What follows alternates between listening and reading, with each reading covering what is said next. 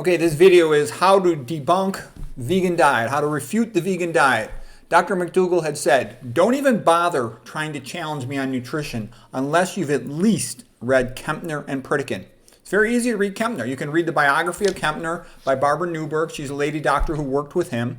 You can read Kempner's book. There's two of them at Dr. McDougall's website, drmcdougall.com. But the first one's like a lot in German, so it's hard to read. But the second one is in English, and it tells you the major issues in his work. It's a magnificent book. It's well worth your time. There's nothing like it. It's an extraordinary book. You can read Pritikin. Pritikin wrote like 4 books. You can read his legacy book. It's for free at Dr. McDougall's website, and that'll summarize his work, his lipotoxicity theory and everything else. Pritikin said fat is bad. I noticed that on my comments, I get lots of highly intellectual paleo, keto, carnivore comments along the lines of correlation doesn't mean causation. Epidemiology is bogus. Or ad hominem, attacks. They say, who are you? You are nothing. Who are you? That's what people do when they have no arguments, like Bart K. He's built like a pregnant female. Okay, anyways. So for anyone who wants to debunk the vegan diet, here you go. I'll just tell you, this is all you have to do. Here's a list of stuff you do. This is a quick to-do list. First of all, you have to refute God. Genesis 1:29. He tells people to eat a plant-based diet. Okay, then you have to refute Walter Kempner. Read his works. We just talked about that. Then you have to refute Dennis Burkitt, the Christian missionary to Africa who described abdominal pressure syndrome. Then you have to refute Nathan Pritikin. Nathan Pritikin was a genius. He systematically went through all the literature available up to his time and summarized why plant foods are by far the healthiest thing for people. Then you got to refute Roy Swank, the guy who has the best results of anybody in the world by far for treatment of autoimmune disease with regard to multiple sclerosis. He had long-term follow-up too, and he had incredible health. Like 95% of his patients that started eating his recommended way, avoiding saturated fat, still were not disabled after like over 30 years. I forgot to put Dr. Esselstyn in here. Dr. Caldwell Esselstyn, he's got the best results of anybody in the world for treatment of coronary artery disease. What does he put the patients on? A low-fat vegan diet with no oil. Okay, not a drop of oil. Refute John McDougall, greatest doctor who ever lived. The McDougall diet, what is it? It's a low-fat vegan diet with no oil. Okay. Then refute C.P. Donison. C.P. Donison wrote that paper in 1929 in the Lancet Journal. Blood pressure in the African native, 1,800 consecutive adult male patients. Oh, I don't know if they're all male. They might have been female too. But 1,800 adult patients in Kenya where they ate a plant-based diet.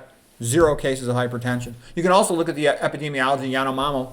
0 hypertension where they eat a plant-based diet and don't add salt. And you have similar numbers in like the Tarahumara, other populations that eat that way.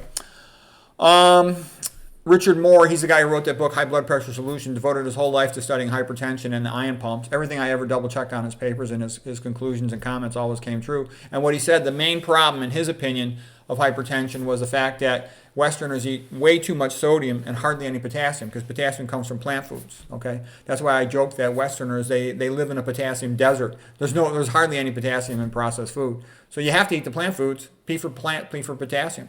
Okay, and he said that it's not so much how much sodium you eat as much as it is the ratio of potassium to sodium. So potassium is K for kalium, the Latin word. Sodium is N for natrium, the Latin word. But anyways, he called it the K factor, the ratio of potassium to sodium. And our ancestors probably ate 20, 25 to 1 more potassium than sodium. He says if you eat at least 5 times more potassium than sodium, your blood pressure will probably be decent. I would think we really should at a minimum eat 10 times more.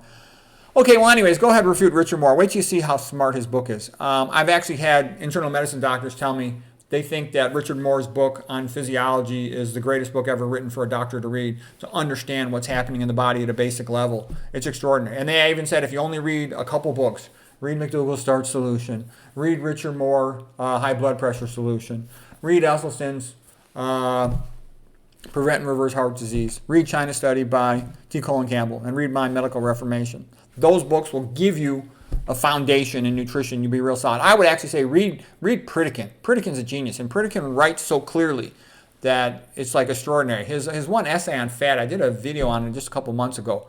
It's so magnificent. Pritikin is so clear that you come away from reading it, you're like, wow, he's exactly correct.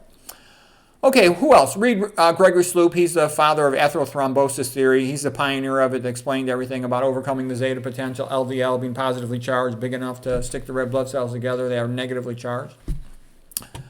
Okay, refute Michael Brownlee. Michael Brownlee is the genius who wrote the paper called Unifying Theory of Diabetes Complications, won the Banting Award in 2004, and he explained how high-fat diets will overcome the intermitochondrial membrane. They send too many electron carriers up to the intermitochondrial membrane, and it just overwhelmed at the level of complex 3, and then it starts going backwards because you pump too many protons into the intermembranous space, so it can no longer pump any more protons, and then it starts leaking the protons down into the matrix onto oxygen, forming superoxides, and that leads to a cascade of reactions whereby superoxide dismutase is overwhelmed, and now you start having superoxides causing reactive oxidative stress and damaging the DNA in the mitochondria, and it then gets extended into the nucleus, and a whole cascade of problems happens. That's diabetes, insulin resistance.